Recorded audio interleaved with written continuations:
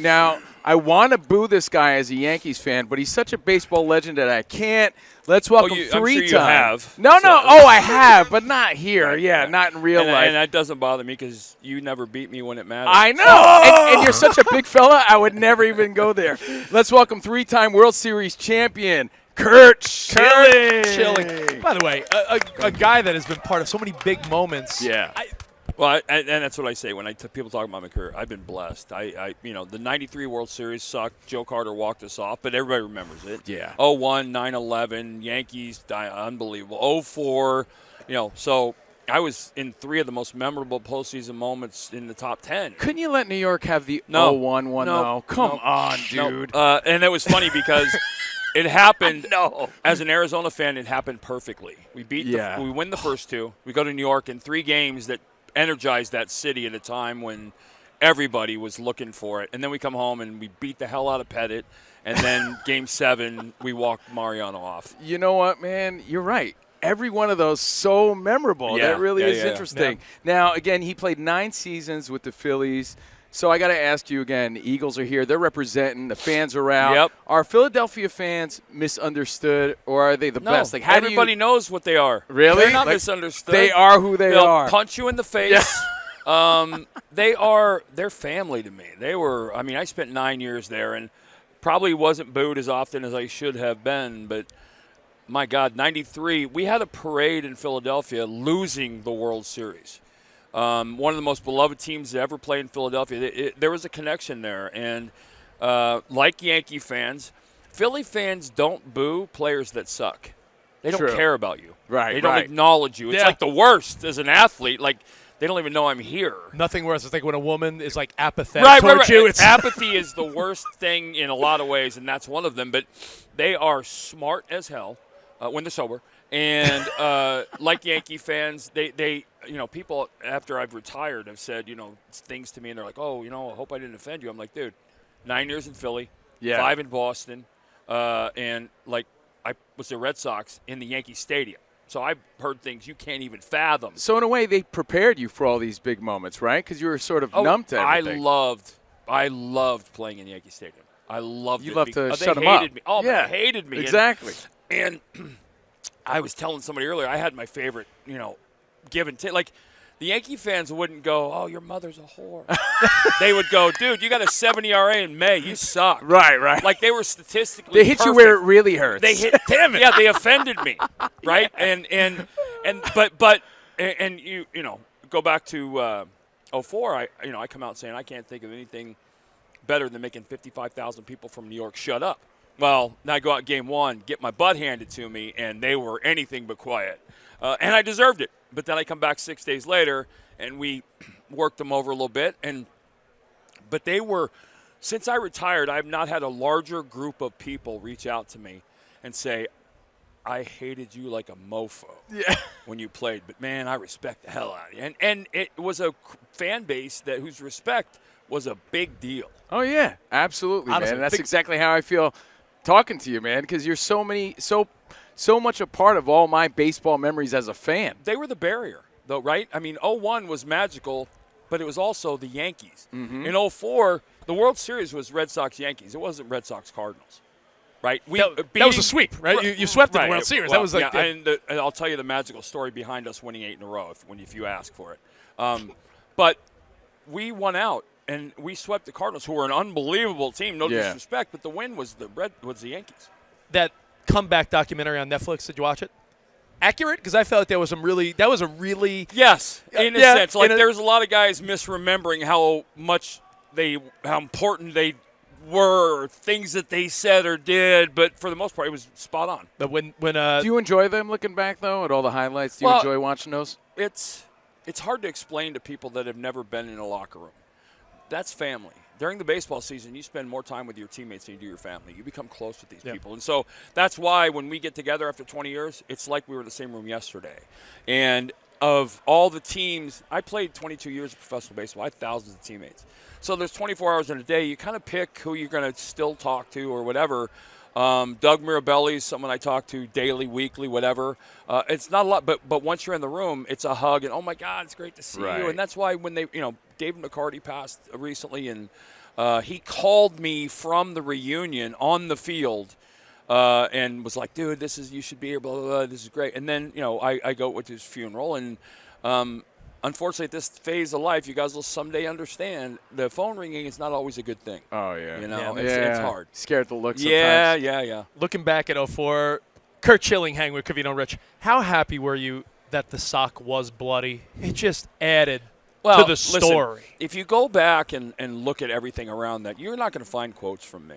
I didn't talk about it. It was the media made it a sensational thing, and that's fine. Mm-hmm. But I wasn't there talking about my ankle and my bloody sock and all the things that went with that. It's just the irony behind. I played for the Red Sox, and my sock was red. And the camera zoomed right in on it. And that's why if the priority for Game 2 of the World Series wasn't the sock, I wrote on my shoe, strikeout ALS. Because I had realized what an unbelievable thing that was, like the attention that was drawn to it. The only thing, and we were talking about this earlier, the only thing I remember about Game 6 was two things. One was my foot was bleeding so bad that the sock on the bottom was wet, like when you walk in water. Oh, right? That's the worst feeling ever. Oh, it's the worst Soggy feeling ever. sock? Oh. But that's one way to ruin your day. I threw it away. Yeah. I threw the sock away. Like, I took it off Right. I wasn't thinking about, oh, my God, my sock's bloody. I was like, dude, I just Historical beat the- sock. Right, but yeah, and I'm not thinking like that. So I threw it on the ground, and somebody earlier was asking about the original one. And I said, if it's out there and somebody has it, it's one of the clubhouse guys from New York, because I just threw it on the ground, not thinking twice about it. Wow. Now, when you look back at that 04 season, when you're down 3-0, I know the right thing to say is like, we're not out of it yet, but was there – like, yes. Was there – you really there was felt – a seminal moment, and I always tell this story when I talk about Terry Francona. So we had closed-circuit television in the clubhouse. Yeah. So in Boston, there was a media room upstairs, and whoever was being interviewed, we could see it downstairs. And I was standing downstairs, and the first question out of one of the butt clowns in the media was, what are you going to do tomorrow? And Tito's like, what do you mean? He goes, well, what are you going to do? And he goes, we're going to show up and play our asses off. What else do we do? Yeah. And it clicked immediately. I'm watching this thinking, well, that's it. We don't have to beat them 4 in a row. We don't have to beat them tomorrow. We have to beat them in the top of the first inning. And so we had a team meeting, and I said, this is not about winning 4 games. This is about, if you make an out, make it an out that you win. You got 12 pitch at bat. Every at bat as a pitcher win. And for 8 days, we didn't get beat. And it's what happens when 25 supremely talented people are hyper-focused. And the story I was going to tell you earlier. Please tell us. I want to hear it. 8 in a row. In 2001, we're with the Diamondbacks. We're in the World Series. My wife makes purple scarves for all the wives. They're a little bonding thing. Flash forward to 2004, my wife makes these scarves for the wives. Fast forward to 19,000-2, Game 3 loss. We're down 3-0. Johnny Damon's girlfriend, Michelle, walks into the wives on her and my wife weren't friends. And she throws the scarf on my wife's lap, and she goes, nice effing job these scarves did. To which my wife stands up and says, well, maybe if you wore it, your husband wouldn't be 0 for 20.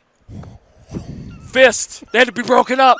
No way, dude. I get it. So we just lost by 17 runs. I hop in the car, and that's the story I hear from my wife. I'm like, oh, my God. Johnny and I walk into the clubhouse the next day. We see each other like, and we just bust out laughing. Oh, we're like, my God. We didn't lose a game. And so, like that, I was like, that's the end. That's That why. might Oh, have yeah, been- yeah. That's so cool, dude.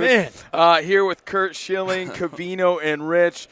Can I talk about Dave Roberts, too? Because he was a Please. major turning point of the series.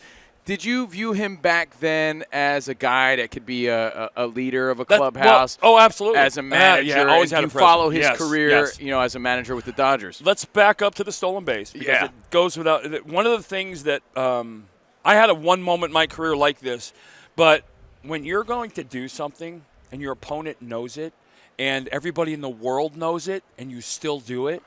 That's true. That's not talked about enough. Every human. Everybody, he went in the game for one reason. And everybody thought that was their turning point of the It series was. until we found out about the fight. Well, you're right. Exactly right. Well, I said so 2002, I'm at the All-Star game. And the day before the All-Star game, I'm starting. And I walked up to Alex Rodriguez, the American League's taking BP, and I said, hey, listen, dude, if you come up tomorrow with nobody on, I'm throwing you nothing but fastballs. He's like, what? I'm like, I want to see if I can get the best hitter in the world out when he knows what's coming. He's like, Okay, I had a mic on, and I was for Fox actually, and he comes up, nobody on. Yeah. First pitch, 97, paint away, black heat, and he took it. And I think he was thinking, "Is he lying? Was he lying?" Right. Yeah. Now you're in his head a little bit. Right. Next pitch, 98, black inside corner, untouchable. Next pitch, 99 away, 3 pitches, sit down. I was like, I was feeling pretty sexy. Yeah, I was Steve, going to were say, you- how do you not? Were you always throwing heat like that, even when you were a little kid? No, like Little League? No. That's just something you developed as you got older? It came, honestly, after I got hurt. I had shoulder surgery in 95, and I had labral surgery, and I kind of got religion about my arm after that. My doctor at the time kind of showed me a cadaver, an autopsy, showed me the inside of his shoulder. I understood how everything worked. So I became hyper-focused on medicine in the sense that you play 162 games in 181 days. You're sore every day. I don't feel like I'm 18.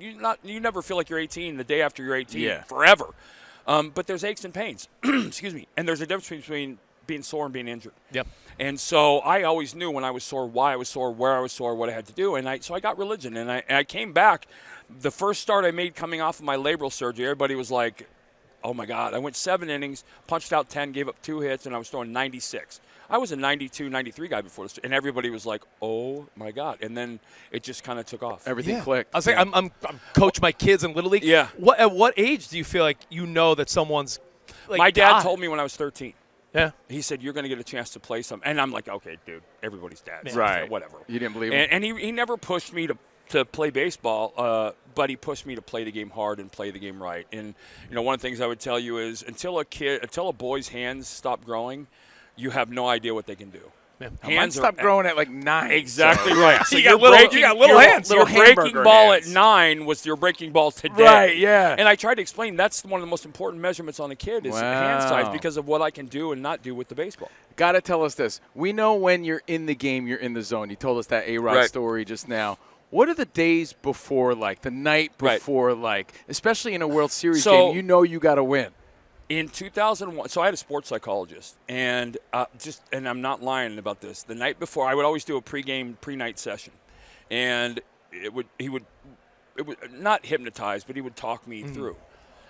The night before Game 7 of the 2001 World Series, I fell asleep on the phone and woke up with the phone next to me. I was so relaxed. Wow. But- Is that a normal thing? Well, Do a lot of people do that? because what was happening that day was no different than what happened from the first day. I prepared every game from the first day of spring training like it was the Game 7 of the World Series. So nothing on the day I pitched was different except the game. Do you credit that? Because you I were learned that. famously, I learned that. 11-2 in the postseason Yeah, or something yeah, like yeah. that? So you just never really changed Well, I anything. stepped up. I became somebody else in October. So then I got to ask, you hear people say things like, this guy wants it more, this team No. is motivated. Is that it? I always say that's no, BS. No, it is BS. Because everyone wants it. Well, everybody wants it.